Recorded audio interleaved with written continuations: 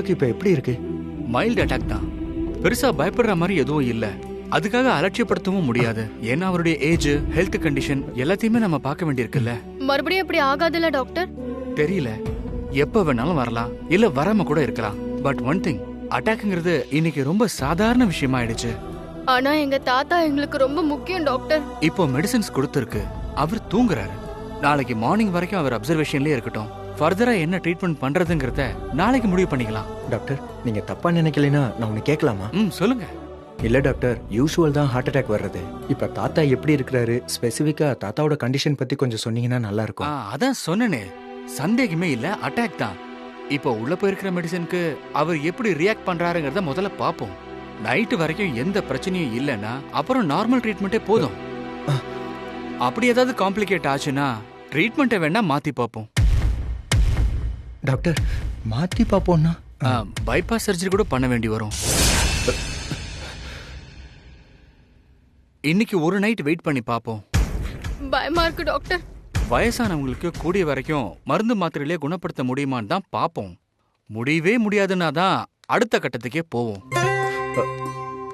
நாங்க இப்போ தாத்தாவை பார்க்கலாமா? ஹாஃப் அன் அவர் கழிச்சு போய் பாருங்க. ஓகே.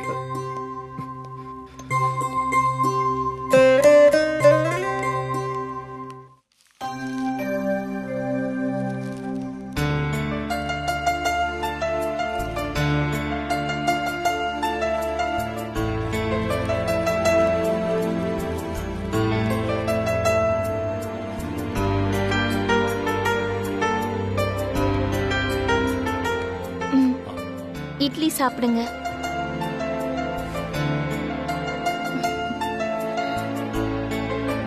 நீங்க நல்லபடியா சரியாயிட்டீங்க.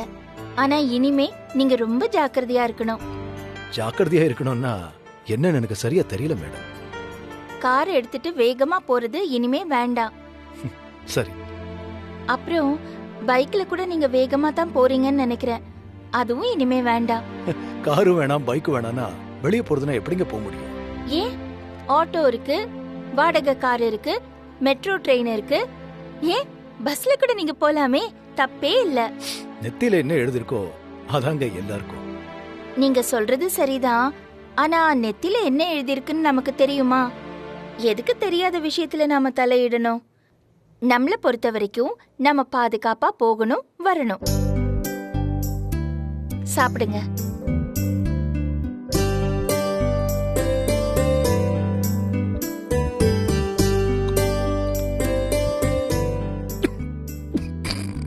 அச்சோ, ஒரே ஏறிடுச்சா?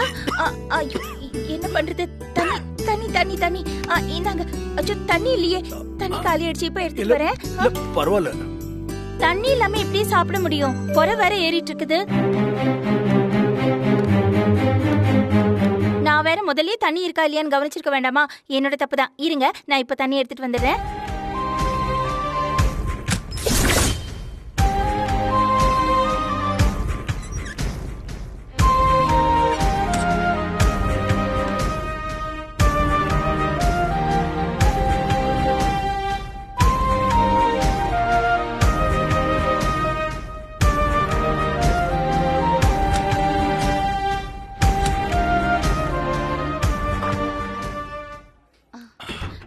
இந்தாங்க, குடிங்க.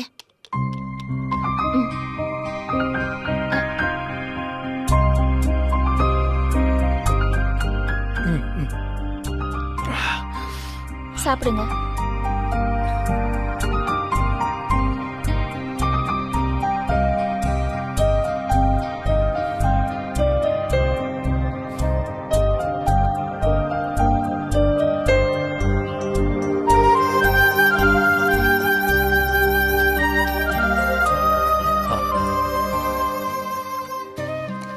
போதுமா? போதும். கொடுங்க.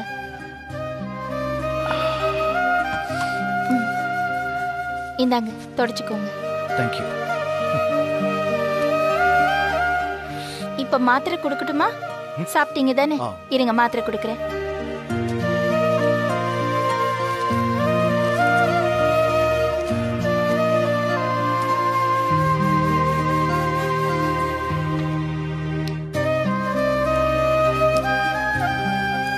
இந்தாங்க.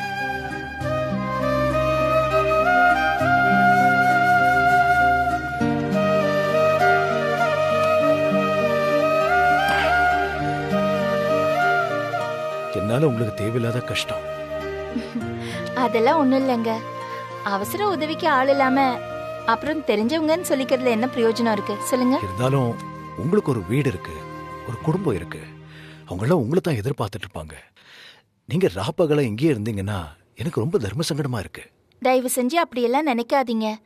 அன்னைக்கு கொட்டுற மழையில என் புள்ள எங்க போனா என்ன ஆனான்னு தெரியாம நான் தவிச்சுக்கிட்டு இருக்கும்போது நீங்க மழை பத்தியோ இல்ல டிராஃபிக் பத்தியோ எதை பத்தியும் நினைக்காம எங்க வீட்டுக்கு கிளம்பி வரல. உங்களுக்கு ஞாபகம் இருக்கா? அது மட்டும் என்ன காரணமா இருக்க முடியும்? என்னமோ தெரியல, நீங்க கஷ்டப்படுறீங்களே, உங்களுக்கு ஏதாவது செய்யக்கூடாதான்னு ஒரு பதட்டம் வந்துருச்சு. அதான் என்ன பண்றதுன்னு தெரியாம மழையிலேயே வீட்டுக்கு கிளம்பி வந்துட்டேன். அதே மாதிரி தாங்க இது. அப்படி நினைச்சுக்கங்க சார்.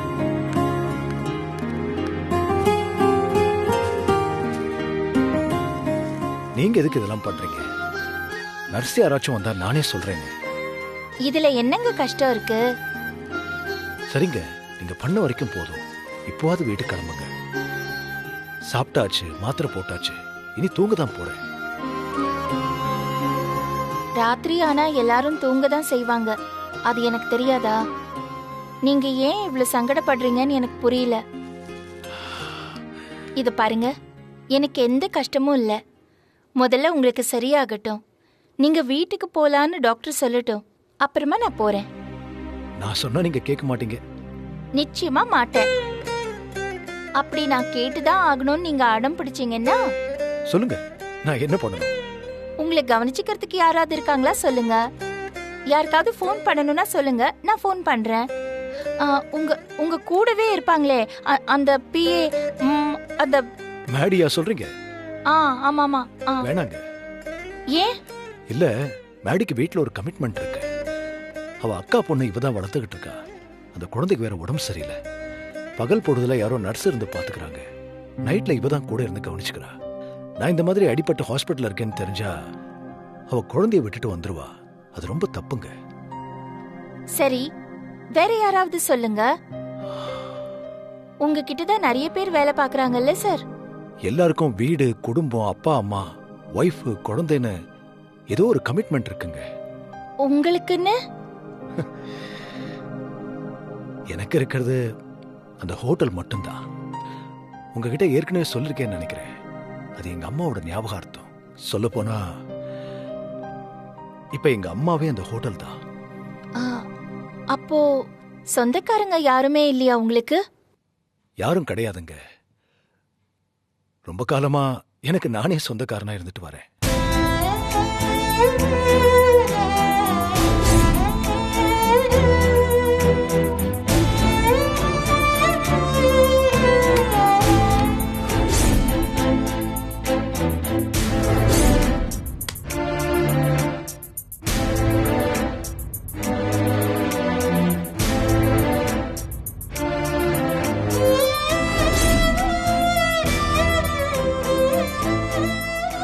என்ன மேடம்,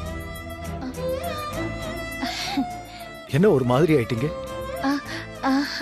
என் கதையை கேட்டு அப்செட் ஆயிட்டீங்களா? அதெல்லாம் ஒண்ணும் இல்ல.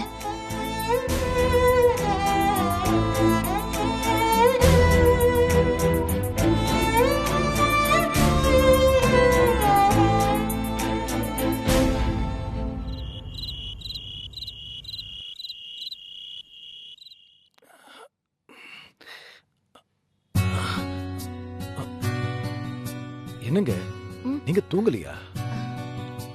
இல்லங்க, எனக்கு தூக்கம் வரல. ஏங்க இப்படி தூங்காம உட்கார்ந்திருக்கீங்க? எனக்கு எதுவுமே புரியல. நீங்க பயப்படுற அளவுக்குலாம் எனக்கு எதுவும் இல்ல. நான் நார்மலா தானே இருக்கேன். நீங்க நார்மலா இருக்கீங்க, அதுவே எனக்கு சந்தோஷம்தான். ஆனா எனக்கு தூக்கம் வந்தா தானே சார் நான் தூங்க முடியும். அதுக்கு தான் உங்களை அப்பவே வீட்டுக்கு போக சொன்னேன். போகணும்னு தோணுச்சுன்னா நான் போயிடுவேன் சார். இதுல என்ன இருக்கு? உங்க மாமனார் கவலைப்பட போறாரு. சந்தோஷ் எப்படி இன்னும் இங்க கிளம்பி வராம இருக்காருன்னு எனக்கே ஆச்சரியமா இருக்கு. தேவையில்லாம எதையோ நினைச்சு நீங்க கவலைப்படுறீங்க. நீங்க நிம்மதியா தூங்குங்க. இன்னும் தூங்கலையா நீங்க? அதத்தாங்க நானும் சொல்லிட்டு இருக்கேன். ராத்திரி பூரா தூங்காம இப்படியே உட்காந்துட்டு இருந்தாங்கன்னா அவங்களுக்கு ஏதாவது உடம்புக்கு வந்துட போகுதேன்னு எனக்கு கவலையா இருக்கு. மேடம் கேட்க மாட்டேங்கிறாங்க. ராத்திரி பூரா தூங்காமே உட்கார்ந்துட்டு இருக்காங்க.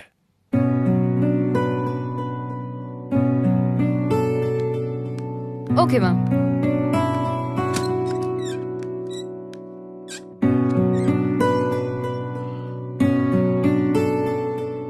ரொம்ப டைம் ஆயிடுச்சுங்க. கொஞ்ச நேரம் தூங்குங்களேன், எனக்காச்சும். நீங்க தூங்குங்க சார், தூங்குங்க சார்.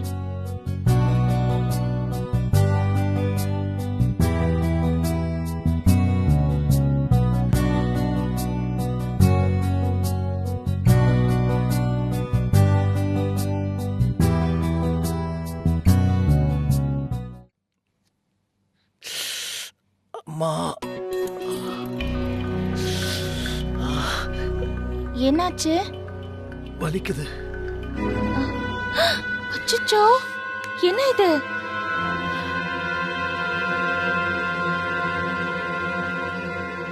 ரத்தம் வருது சார். Sister, sister. அம்மா,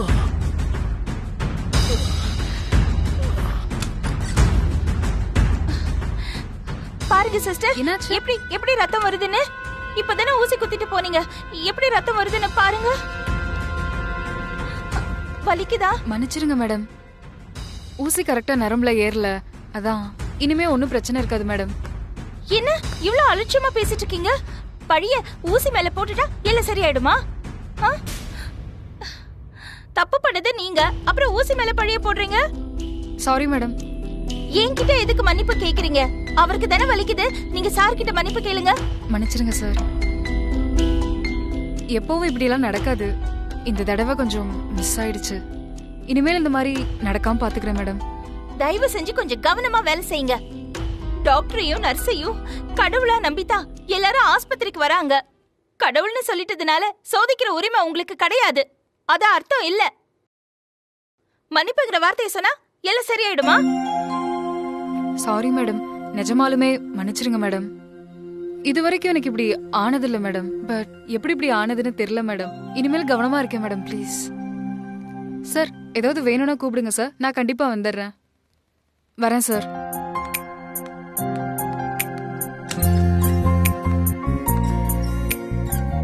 எல்லாருக்கும் ஒரு கெட்ட பழக்கம் ஆயிடுச்சு சார். என்ன வேணாலும் பண்ணலாம், பண்ணிட்டு ஒரு மன்னிப்பு சொல்லிட்டா போதும் எல்லாம் சரியாயிடும் நினைக்கிறாங்க. ஏன் தான் இப்படி இருக்காங்களோ தெரியல. ரொம்ப வலிக்குதா சார்? அப்படிலாம் ஒண்ணும் இல்லைங்க. எனக்காக சொல்லாதீங்க. யாருக்காக சொன்னாலும் அதாங்க உண்மை. சரி, அதை விடுங்க. உங்களுக்கு இவ்வளவு கோவம் வந்து நான் பார்த்ததே இல்லையே.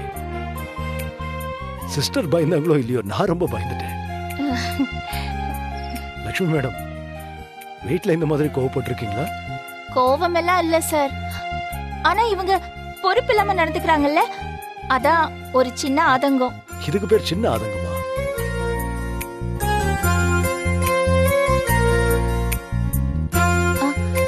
நீங்க தூங்குங்க. ட்ரை பண்றேன்.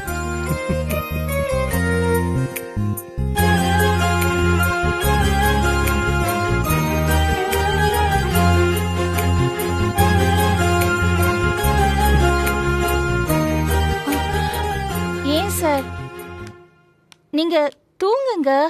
இப்படியே தூங்காம இப்படி கண் முழிச்சிட்டு இருந்தா உடம்புக்கு என்னத்துக்கு ஆகுறது?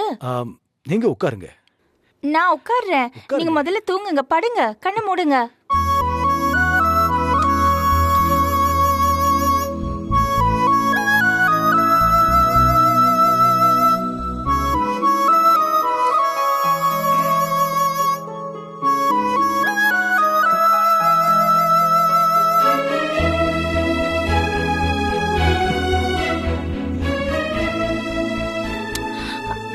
சார் தூங்குங்க சார். என்ன இப்படி கண் முழிச்சிட்டே இருக்கீங்க?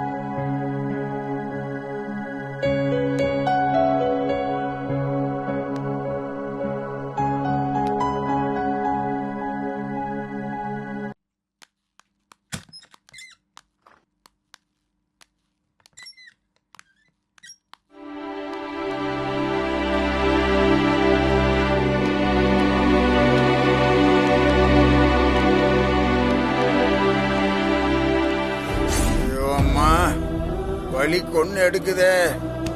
ஐயோ அம்மா, ஐயோ என்னாச்சுப்பா? வலி கொல்லுது லட்சுமி. அப்பா, நான் இல்லாம நீங்க ரொம்ப கஷ்டப்படுவீங்க எனக்கு தெரியும்பா. ஆனா வேற வழி தெரியாம தான் நான் வீட்டை விட்டு வந்தேன். கொஞ்ச நேரத்துக்கு முன்னாடி அந்த நர்ஸ் சொல்லிட்டு போன மாதிரி வெறும் மன்னிச்சிடுங்கிற வார்த்தை என் வாயில இருந்து வராதுப்பா. நான் என்ன செய்யறேங்கிறத யோசிச்சு தான் செஞ்சேன். இதை தவிர வேற எதுவும் செய்யறதுக்கு இல்லைன்னு மனசுல பட்டுதுப்பா. அதனாலதான் இப்படி செஞ்சேன். தப்பா நினைச்சுக்காதீங்கப்பா. கொஞ்ச நாள் ஆச்சுன்னா இந்த லக்ஷ்மி இல்லாத வாழ்க்கையும் பழகிடும்.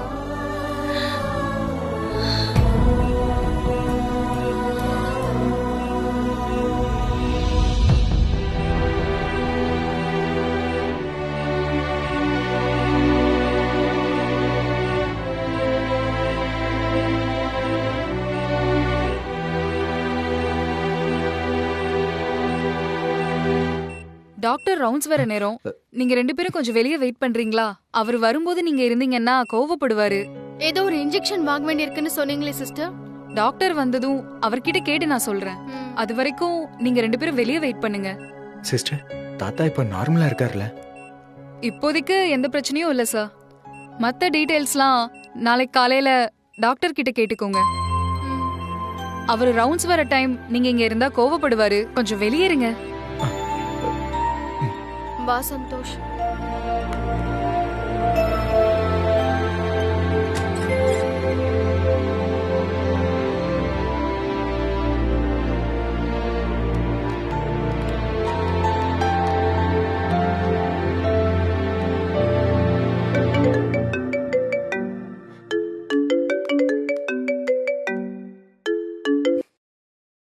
ஹலோ. ஹலோ, சந்தோஷங்களா? ஆமாங்க, நீங்க? சார், ஈட்டு போலீஸ் ஸ்டேஷன்ல இருந்து ஏட்டு பேசுறேன். இன்ஸ்பெக்டர் உடனே உங்களுக்கு கிளம்பி வர சொல்லியிருக்காரு. Okay sir. சார், எங்க அம்மாவை பத்தி ஏதாவது தகவல் கிடைச்சதா? தெரியலங்க, இன்ஸ்பெக்டர் எங்கேயோ வெளியே போயிருக்காரு. உங்களை ஸ்டேஷனுக்கு வர சொல்லி எனக்கு ஃபோன் பண்ணி சொன்னாரு. நீங்க உடனே கிளம்பி வாங்க. இதோ 10 நிமிஷத்துல வந்துடுறேன் சார். என்னாச்சுடா? ஸ்டேஷன்ல இருந்து ஃபோன் பண்ணாங்க, உடனே வர சொல்றாங்க. அப்போ அத்தை பத்தின தகவலா தான் இருக்கும். நீ ஸ்டேஷனுக்கு போ, நான் தாத்தாவை பாத்துக்கிறேன். சரியா? சரி, நீ பாத்துக்க, நான் போயிட்டு வந்துடுறேன். அனுப்பி வச்சிட்டு சரி பவி.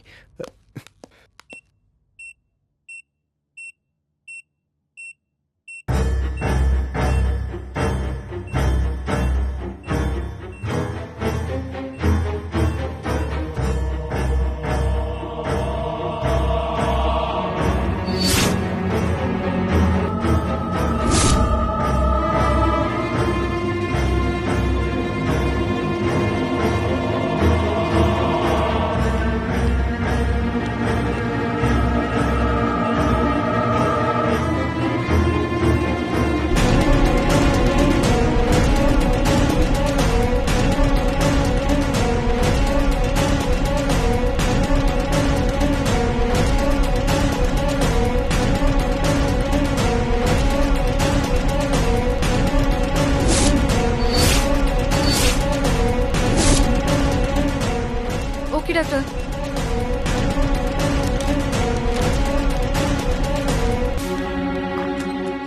அந்த பெரியவரோட அட்டெண்டர் இருக்கீங்களா? அந்த பெரியவரோட அட்டெண்டர் எங்க இருக்கீங்க? அந்த பெரியவரோட அட்டெண்டர் இருக்கீங்களாமா? அந்த பெரியவரோட அட்டெண்டர் யாரு?